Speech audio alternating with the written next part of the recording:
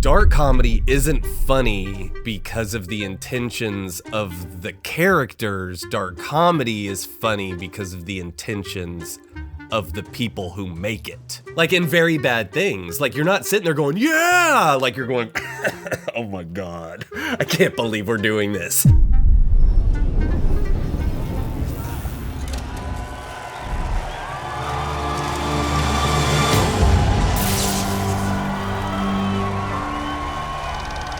Hey, welcome back to another thrilling episode of Back to the Podcast with your host, Justin Neal and Chris Lawler. And our mission is to create an entertaining, cinema-centric discussion about the past, present, and future of all things revolving around entertainment. Please don't forget to follow, like, and subscribe on wherever you consume your content. And I just want to say thank you to everyone out there for listening and watching. On today's show, Justin and I will be discussing underdogs in cinema.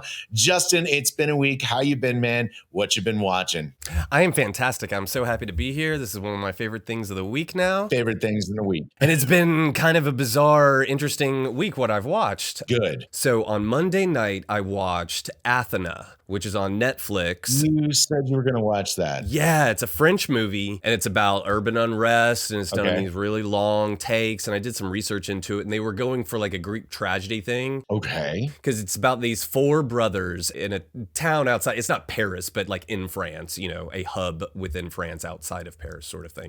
And the youngest brother, who is 13, is killed. Riots break out, and it's about the three other brothers, how they each three react to these situations. They're all in sort of leadership positions sort of thing. So their decisions sort of matter. They have influence. And is this like future Paris? Is this modern? No, it's present day. Wow. Okay. It is contemporary. So I watched this movie, long takes. It's very kind of Greek mythology. Like there's not a lot of words. It's all very just sort of grandiose spectacle sort of thing. Okay. It is a exercise in style over substance. Yeah. But it's not about the meat. It's about the presentation. Okay. It's about the potatoes. And I'm okay with that. You know what I mean? Like I'm okay with not learning something. It can be a piece of art. I don't have to go on a, journey to learn something about myself. You do like those more so than I do. I do like those, but I don't have to have that. Yeah. And so what are we thinking? Was it? I really enjoyed it. Okay. I thought it was very cool. So we're getting thumbs ups. The next morning, I get the New York Times newsletter, and on Tuesday, that happens in France. What happened? So a 13-year-old was killed by police, which is the plot of the movie. Sorry, the youngest is killed by police. So it becomes the people versus the state. That's literally happening. It's happening right now. There are riots and unrest because of the police killing of a 17-year-old Muslim Frenchman at a traffic stop. And I don't know the details. I just know that like hundreds are arrested. It says now thousands arrested after fifth night of violence. Wow. How have I not been hearing this one in the news? That was bonkers to see this movie. And then literally the fucking next day it happened. Wow. So that's crazy. So now I need to go watch Athena. How long was it? Yeah, it's called Athena. Athena, excuse me. Was it a long one? Is it? No, it's short. It's like 90 minutes. And it pretty much goes. I can live with an art piece that at least delivers. I just miss 90-minute films. I know that's not what we're talking about, but I miss being able to watch like two movies back to back in the same length of where movies are now. It's hard to sit through 3 hours of cinema sometimes.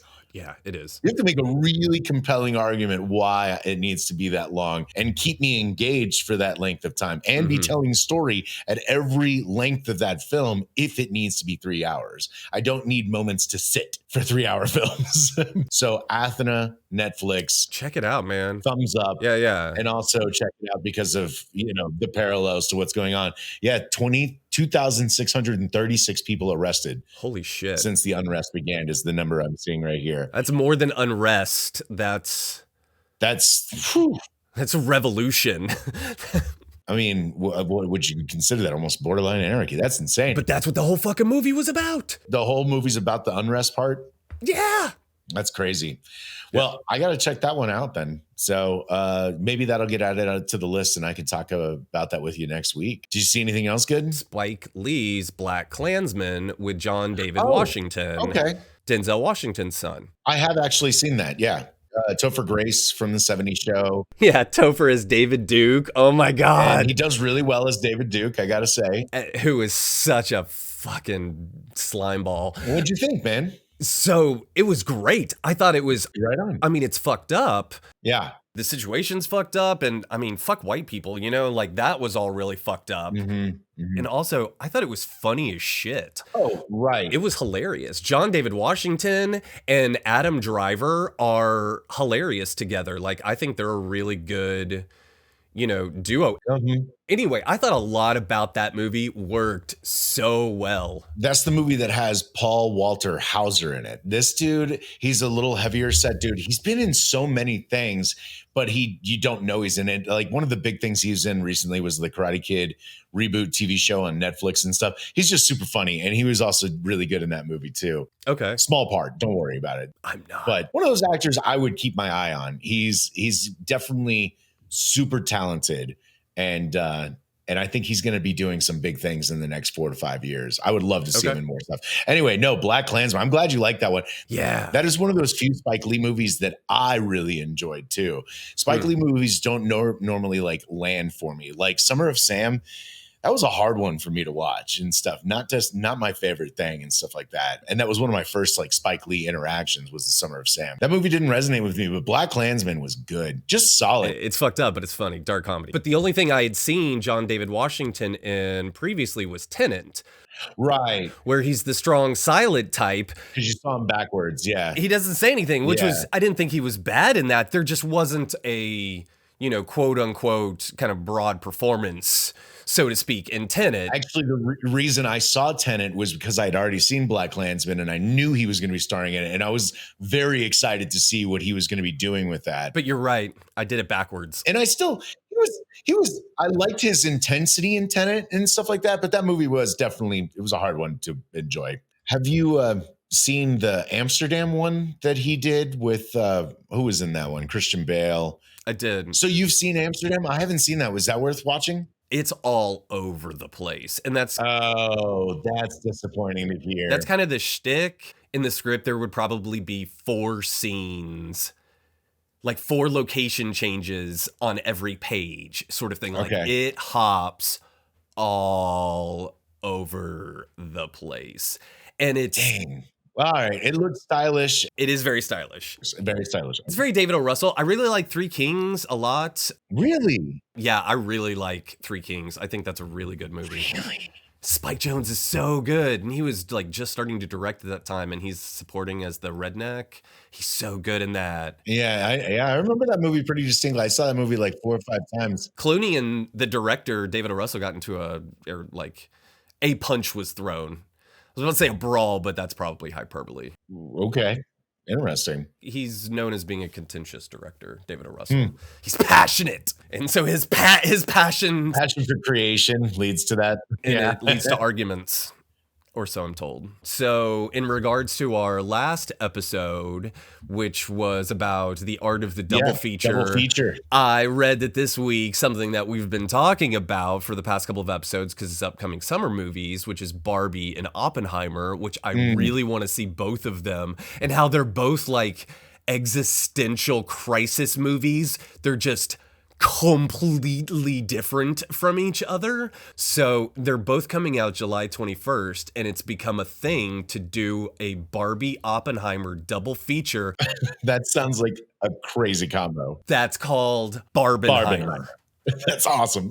Barbenheimer. And now there are discussions amongst, you know, the internets about which do you watch first. I'm going to say that seems like a simple one for me based on our conversation last week. Follow my rule. Because we were already deep in this thing. Yeah. So do Oppenheimer first and then follow it up with Barbie? I would definitely do it that way. Even though it's called Barbenheimer, I would do Oppenheimer first and take in the bold, extravagant thing and then go and leave with the wild and weird. It's not a movie made for 14-year-olds. Just about Barbie, and it's just a cheesy movie living in Barbie land.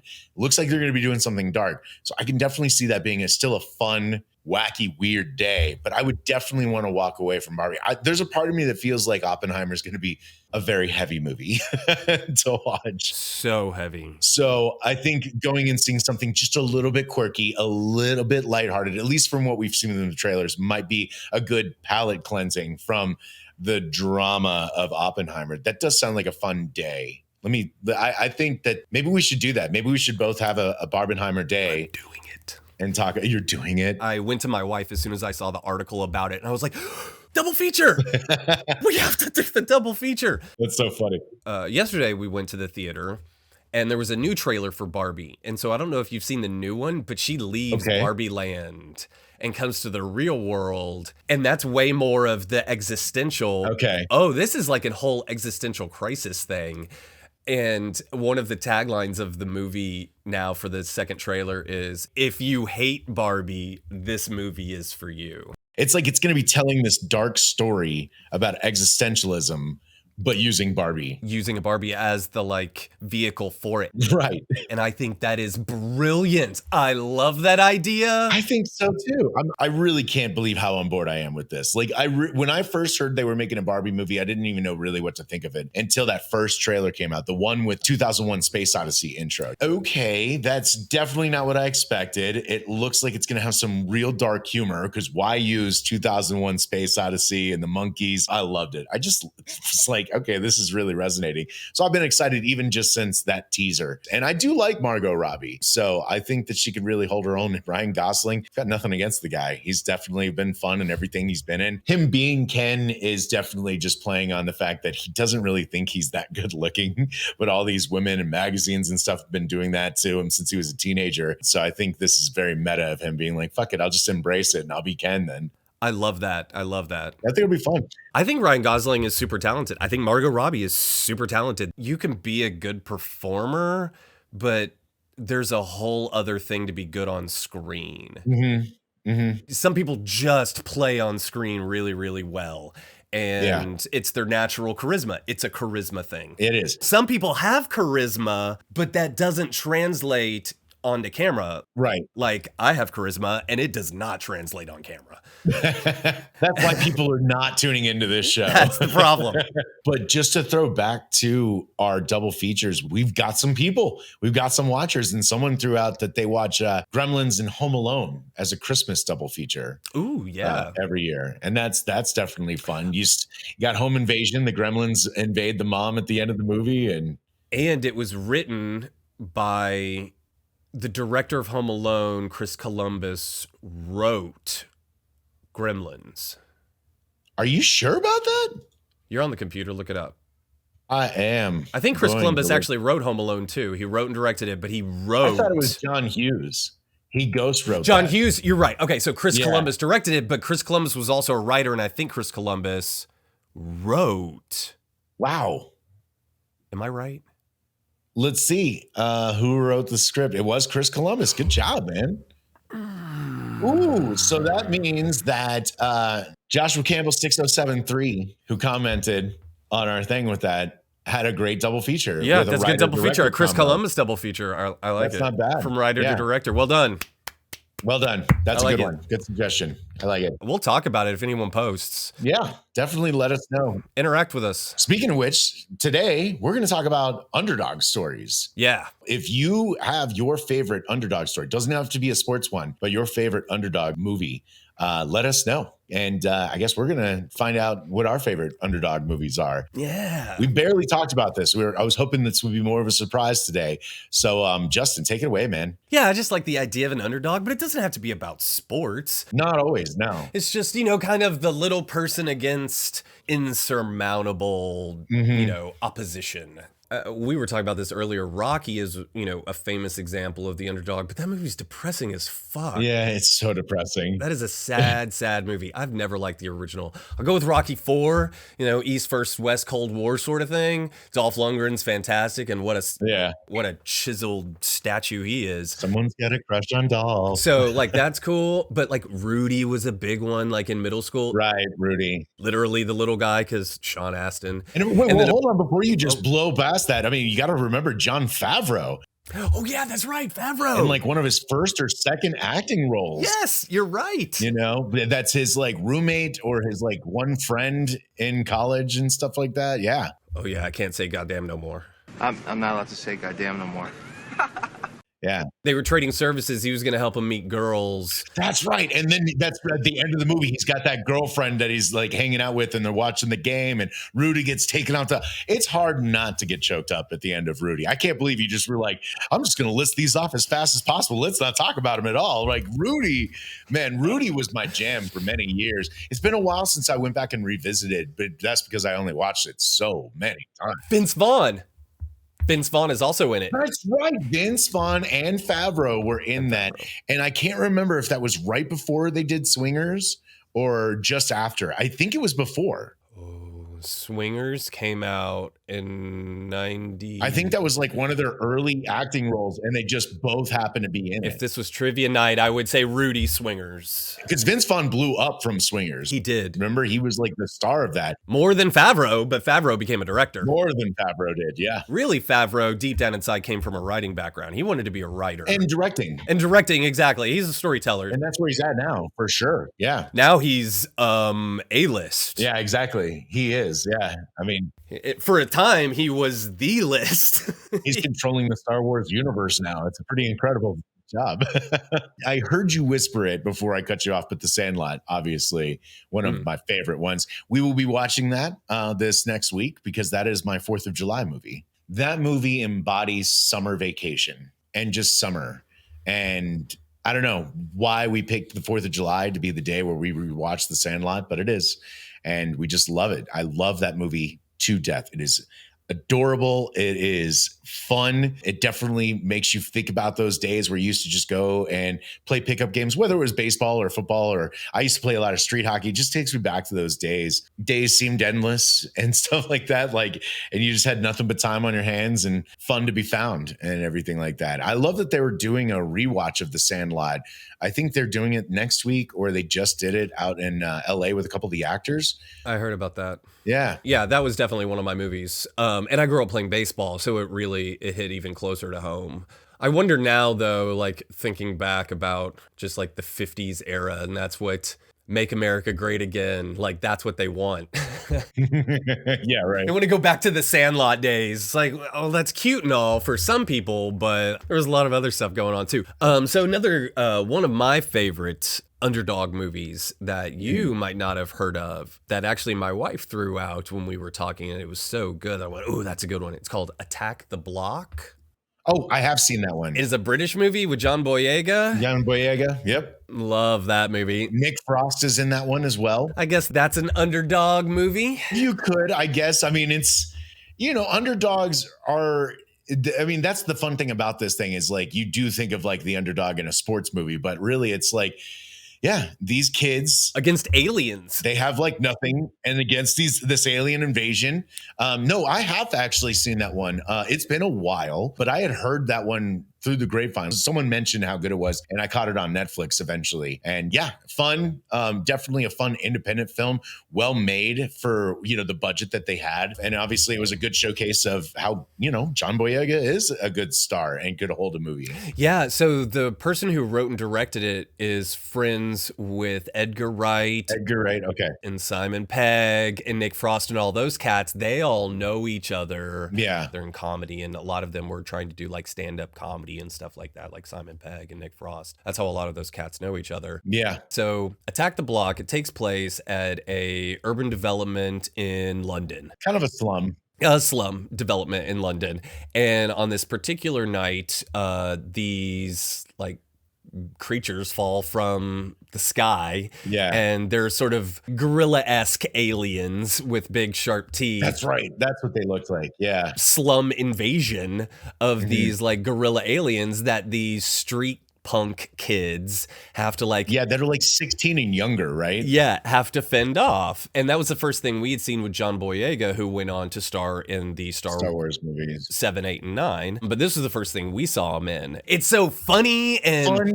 but then the stakes are high too, because like they just murdered children in that movie, and I was like not expecting that because they don't do that normally. Don't want to spoil too much. Fun time though. Good recommendation for sure. Yeah, wasn't even thinking about that one for like an Underdog movie. It's always hard to like rattle my brain to find them all. But you know, one of my other favorite ones is more modern. Have you seen Hidden Figures? no, that's where they were working at NASA, right? Right, and yeah. It's on my list. It needs to be on my list. List of shame. Adding it to it, man. Hidden Figures, I've now seen like 2 or 3 times. And that movie just, it hits all the right notes for me, man. Really, Cool. really solid story. You know, when we talked about biopics last week, like I struggle sometimes with biopics and stuff, but it has to be told in a certain way. Like I need to grow as a person along with the characters in the movie and stuff like that. And I feel like that happens when I'm watching Hidden Figures. A great feel good movie. Like that's kind of how I like Underdog movies as well. Like, don't you want to like, at the end, like feel like you've triumphant, you're just as triumphant as the hero of the story and stuff like that. So Yeah, Hidden totally. Figures, man. I can't believe you haven't seen that. It's a shame. So that's the thing. When I think of an underdog, I was like, well, what game are we playing? So, for example, another good underdog story, I think, is Rogue One. Oh, yeah. That is a war underdog story. I love Rogue One. So do I. No, that's a good suggestion. Yeah. Rudy is technically a sports movie. He never really became a sports player. It was more about his like ambition. It's actually more of an education story than about football. Jon Favreau's character helps him study. It's a collegiate movie. That's what I would like. Rudy is a collegiate movie more than a sports movie. He barely plays really any football in the whole thing, right? Yeah. It's all about college, right? And just having a dream and going for it. And what are you going to do to achieve that dream? And that's it. Exactly. Leaving home, being scared, not knowing what the future is going to Overcoming bring. Like we other all go people's through limiting that. beliefs that they project onto you. That's a big one for me on that one. I mean, and that's a big thing on a lot of these Hidden Figures, especially, right? Like, oh man, like they just like a woman doing math or a black woman doing math in the 50s or the 60s. Like there's no way that They can't do that. there's no way. And it was like, no, everybody's capable, man. She loved math. She was attracted to it from a young age. And it's the way that her mind thinks and stuff like that. And it was just a beautiful movie. I can't wait for you to finally tell me one day that you've seen Hidden Figures and you crossed it off your little bucket list there. Like non-sports movies, Aaron Brockovich. Like Yeah. I know we talked about that one just a few weeks ago because I just recently rewatched it. But when you brought that up as an underdog story, I was like, yeah, that's what I was thinking of when you were thinking about this topic too. Like I love the speech at the beginning of how like she's got no money in her bank account. And the only reason she found success was because she cared and was passionate about this one thing that ended up becoming this huge lawsuit, like the biggest lawsuit in North America that ended up, you know, training her mindset to, I can do this. All I have to do is care about people's rights being infringed upon. And there you go. I love that movie a lot. I mean, very Julia powerful. Roberts is fucking amazing in that movie too. And Aaron Eckhart, I mean, I already splurged all about this when we were talking about a few weeks back, but that's where I learned of Aaron Eckhart and really thought that he was a talented actor as well. Yeah, that movie really hits for me. I had mentioned that in one of our earliest podcasts that Steven Soderbergh released that in Traffic in the same year, and he was up for Best Director for both of them that year. Traffic. That's a 1-2 punch. So I got to watch Traffic. That's you scribble it out there, man. That's the one I got to see. That one's on streaming service. It's on the list. I definitely want to sit down and watch it, but you said It's heavy. it's a heavy one, right? Yeah. I got to be ready for that one. Topher's in it. Topher Grace. Okay. So is there anything else? Any other ones? I mean, Mighty Ducks comes to mind. Oh, yeah. Yeah. What? I got one that you wouldn't think of. What? That always stayed with me and I don't own it. What? And I don't think I ever have owned it, but I think it's so interesting and I wonder if you ever saw it. And that is Milos Forman's The People versus Larry Flint. I technically have seen that one time, right? With Woody Harrelson as Larry Flint. Yes.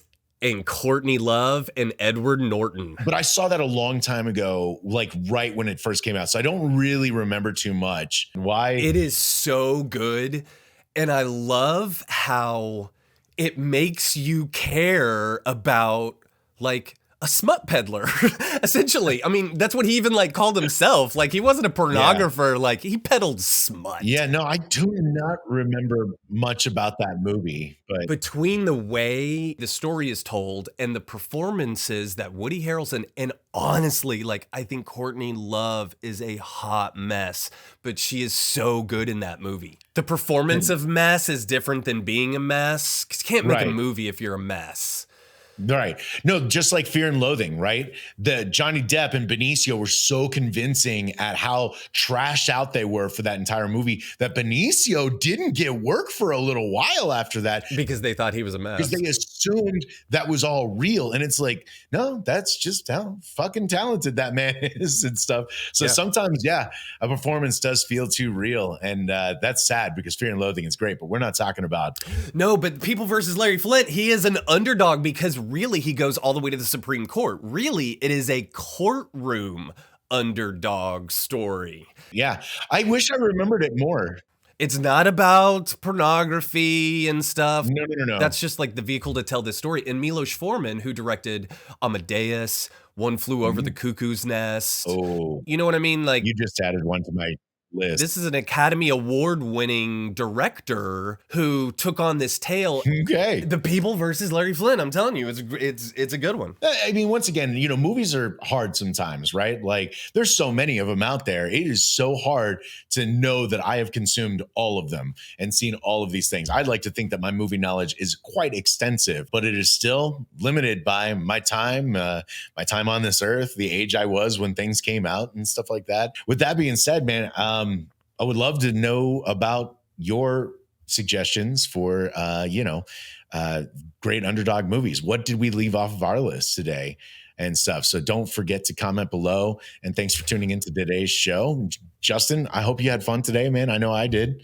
What do you think we want to do next week, man? Oh, I haven't even thought about next week. I guess it just kind of depends on how things go. But I am going to watch, on my list is John Singleton's Poetic Justice with Janet Jackson and Tupac and Regina King. Anyway, that's the next, that comes after Boys in the Hood. So you're still on a John Singleton kick. I am. I'm going to do that. I'm hoping to see a couple of new things this next week. But obviously, if anyone's got any suggestions of topics they want us to talk about on the show, please drop them in the comments below. Join the discussion over at the Facebook group as well. We're starting to have a little bit of fun over there. And then, of course, tune in every week for more. Be sure to hit subscribe button. It really helps. A like even helps. So don't forget to get involved. Like I was saying, all of our links will be down below. You can join us for more fun each week as Justin and I continue to just, have fun discussing everything about movies that we love. So thanks again, and we'll see you next time.